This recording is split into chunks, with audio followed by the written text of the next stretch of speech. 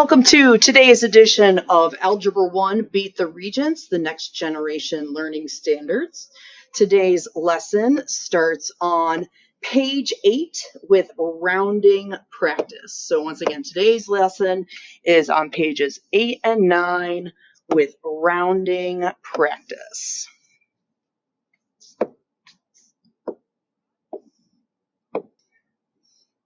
Okay. All right, today's lesson is learning how to round decimals, which is a necessary skill because if a question is worth 2 points and they give a rounding direction, if you can't do the rounding correctly, there's no way to get a partial. It's either going to be a 0 or a 1. And so you want to try to squeeze as many points out, which means rounding needs to be correct. So the first place we need to start is the names of the place values. So when I look at the beginning of this number up here, I see this 1 and this 8, and I would say 18. So 18, the decimal, which sometimes we say point, is actually the word and. And when we go to the digits after the decimal, we have 3 place values that we need to be concerned about. We have the tenths, the hundredths, and the thousandths. Okay. Ways to remember that information. For the tenths, there are 10 dimes in a dollar. So when I'm talking about 10 cents, 20 cents, 30 cents, that's the tenths place. There's 10 of those in the dollar. That 2 could mean 2 dimes. There are 100 pennies in a dollar. So if I'm looking at this 9, yes, I might use a nickel and 4 pennies, but I actually could also use 9 pennies. So for example, 29 is going to be 2 dimes and 9 pennies. So the tenths place and the hundredths place. For the thousandths place, the way that I remember it is baseball. If a professional baseball player bats 300, they actually write that number as the statistic is 0.300, which means they're going to get a hit every 300 out of 1,000 times at bat. That's the probability of them hitting a ball, and that's actually a really high batting average. It's not easy to hit that pitch when it's coming at you. All right. Thousandths only comes up every once in a while. Not that big of a deal, but that place value is important when we need to round percents. Okay, so now how do we play the rounding game?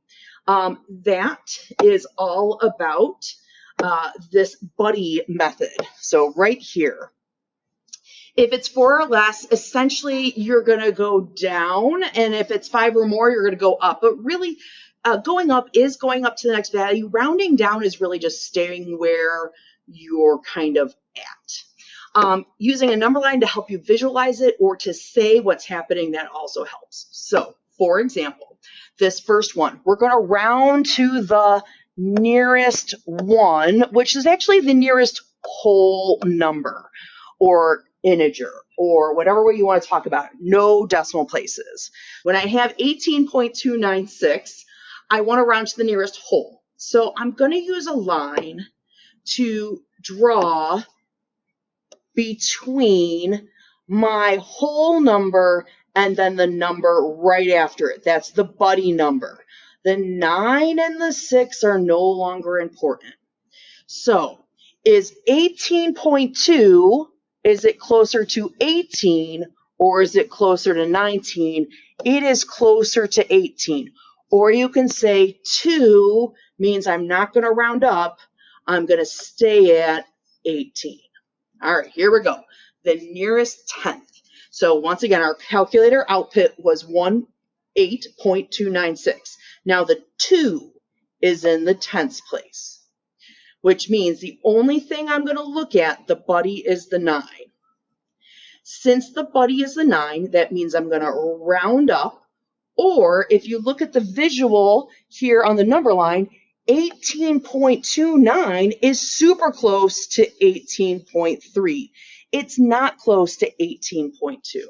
So the 9 tells me to bounce up, so 18.3. The last example we have is to the nearest hundredth, which once again, the reason why I like this one is also when we have to round to the nearest cent. Okay, so I go over and I look at my example, same things came out. The 9 is in the hundredths place.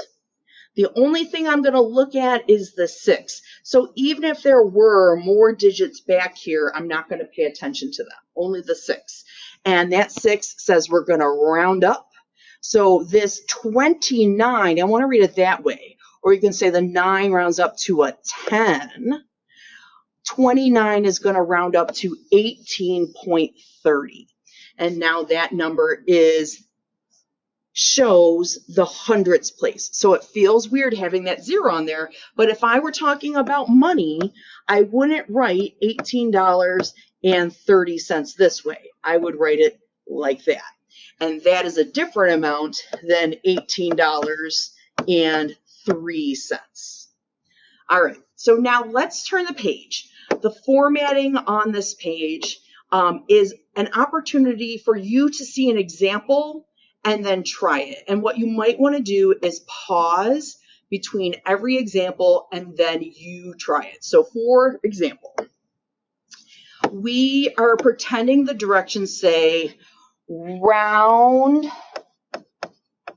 to the ... nearest integer. The directions might say the nearest whole, the nearest inch, the nearest jump. So it's something that even though you put in your calculator, you get a decimal, you're going to want to ignore those decimal places and use the proper rounding on it. All right, so here is the output from our calculator, 78.539. I'm going to draw a line between the whole number and the parts. I want a whole number. The only thing this 8 is going to look at is the 5. Ignore the 3 and the 9. So since it's a 5, we're going to round up. My final answer is 79. So what you should do right now is pause this video, and you're going to try rounding 1963.49 to the nearest integer. You're also going to try to round 52.3992 to the nearest integer. Do those two problems and then restart the video to keep going.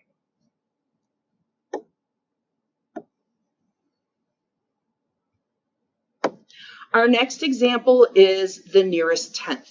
All right, so the calculator gave me an output of 0.78539.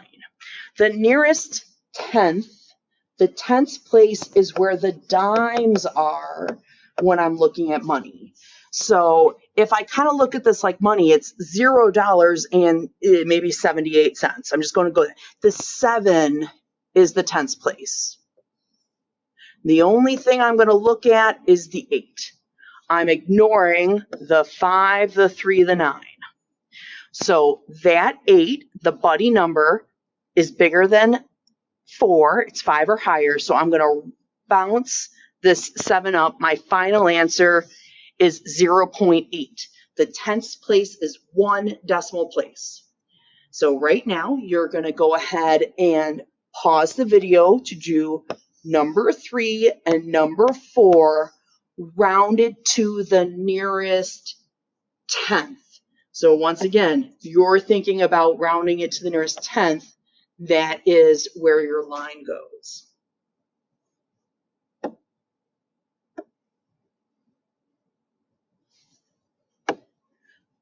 All right, welcome back. Here we go, the nearest hundredth. So the nearest hundredth is 2 decimal places. and that's like pennies. So the calculator spit out this number. I have the decimal, the tenths, and the hundredths. I draw my line. My buddy number is a 5. I ignore the 3 and the 9. That buddy number is a 5, which means I'm going to round up.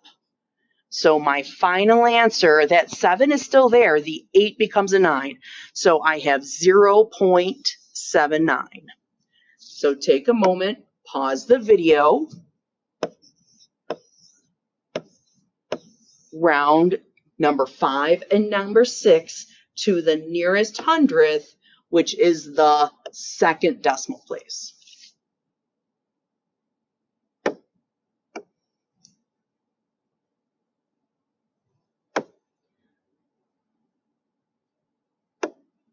All right, our next one is rounding to the nearest thousandth, which is 3 decimal places.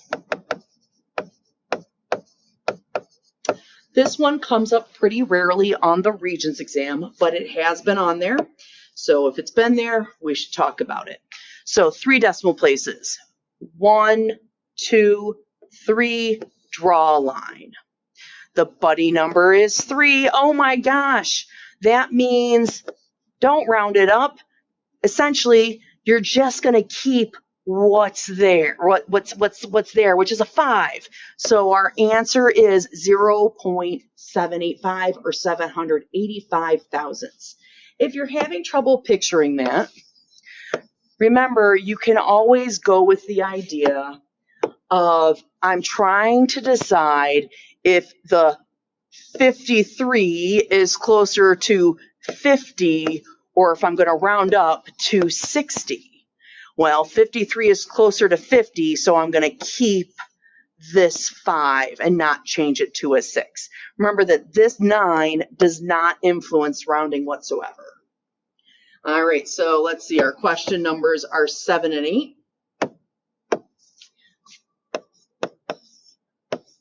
Take a moment, pause the video, and practice rounding to the nearest thousandth.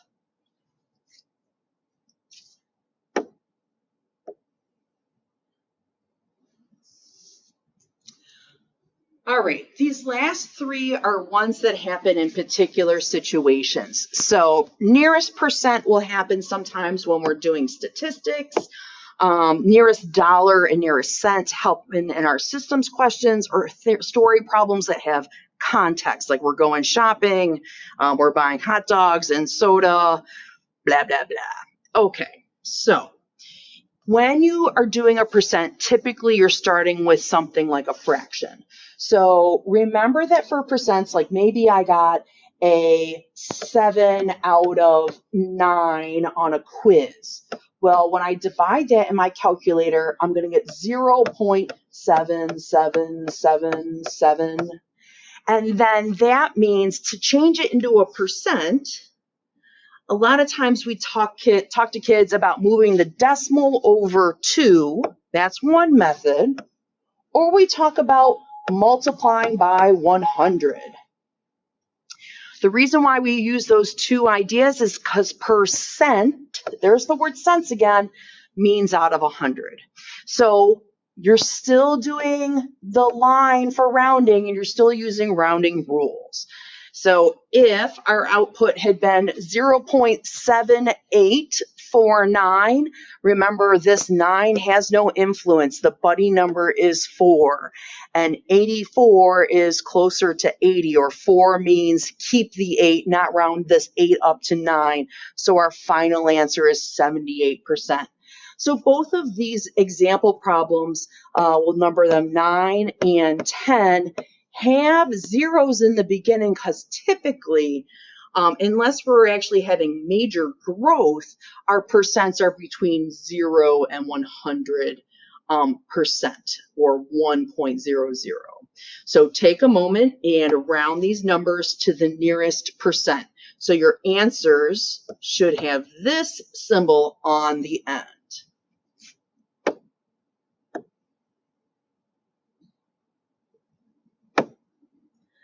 Our last two are all about the money, money, money. So to the nearest dollar is ignoring the change or the pennies or whatever you want to call it. No silver being used here. So to the nearest dollar, if this is what comes out of my calculator because I'm doing tax or a coupon, I'm going to once again ignore everything after that decimal. But if I look at 78 and even just ignore the 5 afterwards, like 78 cents, that's actually closer to the next dollar. So I'm not going to round down to $234. That would be moving farther away from the actual value. I'm going to round it up because this is a 7. I'm going to take this 4 and round it up to 235. And notice that my answer has a dollar sign on it. So here are 2 more examples for you to do. You're rounding to the nearest dollar. So remember, your calculator is just pushing out a number, but you're saying that my answer is this many dollars. So put your dollar sign and then put the number.